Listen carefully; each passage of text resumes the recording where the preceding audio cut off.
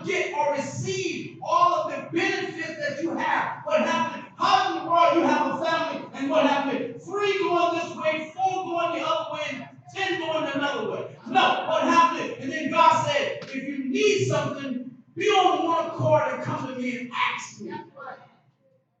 Not have everybody on their own journey.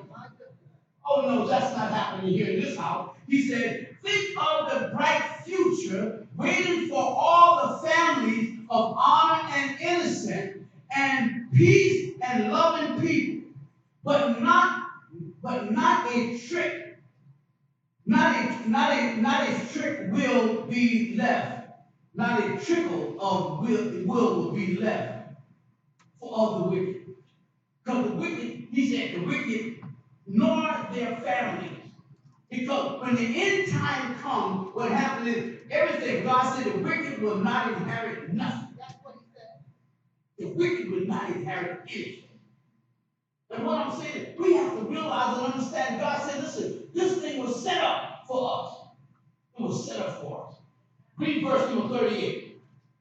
But the transgressors shall be destroyed together. The end of the wicked shall be cut off. But the salvation of the righteous is of the Lord. He is their strength in the time of trouble. And the Lord shall help them and deliver them. He shall deliver them from the wicked and save them because they trust in him. See, and this is the whole thing. God said, those that trust him and those that wait on him are going to show up. Listen, he said, you're going to reap what you sow. And I found out that what happens now in our lifetime, God said, I place everything in your hand. Everything is yours. But what happened is I've given you the children, I've given you those that are attached to you, and it's up to you to minister life into their life. I stopped thinking about my life. I stopped thinking about my life. Because at some point, I used to be so concerned and worried about everything.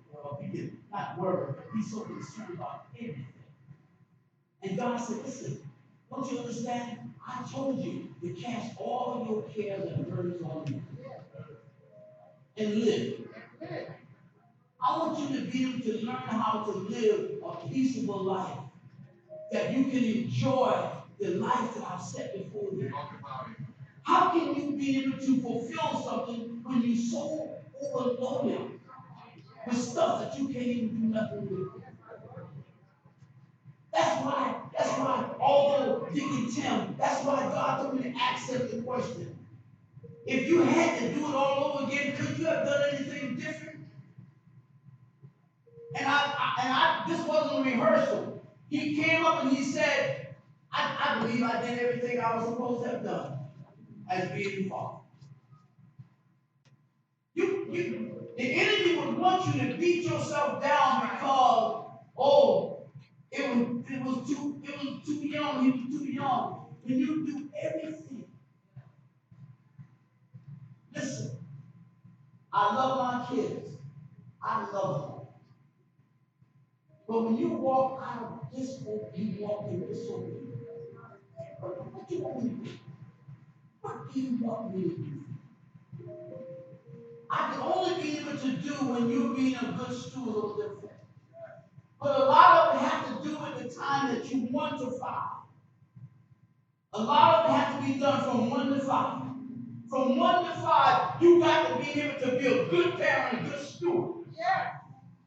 And a positive. And once you deposit on the inside of that, and what happens is, like I said, now once you get 9, 10, and you be able to do it. Because what happens, I don't care if you flip it around, turn it back around the other way, it's still the same thing. Some need talking to, and some need spanking. And some need spanking, and some need to talk to. So what happens is up to you to be able to know that what happens is, when do I do it? If they're so rotten, you need it up front. And if they get the other part, then you get it on the backside. Turn it around, turn it around. Because what I'm saying is, we have to be able to structure. We have to structure. That's why they had me to preach last week at the family reunion. When I preached last week at the family reunion, because one thing about it, I watched the kids down south and stuff like this, and I watched the men and stuff like this, man. And so many of my young cousins and stuff like this, man, are almost alcoholic. My family, they're alcoholic. And I'm sitting here saying,